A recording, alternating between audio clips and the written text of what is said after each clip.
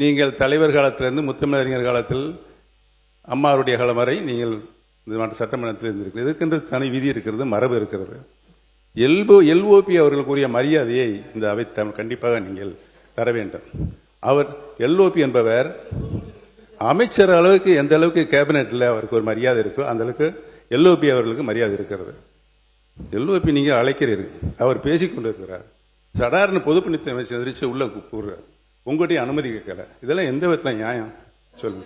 அதோடு மட்டும் இல்லாமல் போன வாரத்துக்கு முந்தின வாரம் நீங்கள் அழைத்து விட்டீர்கள், எந்திரிக்கிறார்.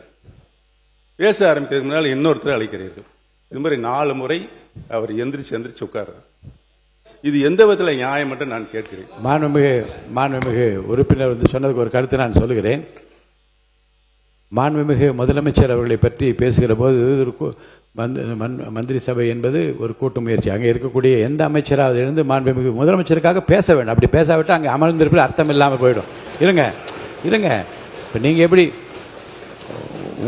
உங்களுக்கு எப்படி இந்த வாய்ப்பு அளித்திருக்குன்னு அதே போன்று தான் அவர்களுக்கு அந்த வாய்ப்பு அன்றைக்கு அளிக்கப்பட்டது. சொல்றது நான் புரிஞ்சுக்கிட்டேன். நீங்கள் சொன்னது இல்லை, நான் கவனத்தில் வச்சுக்கிறேன். நீங்கள் சொன்ன கருத்தை நான் கவனத்தில் எடுத்துக்கொள்கிறேன்.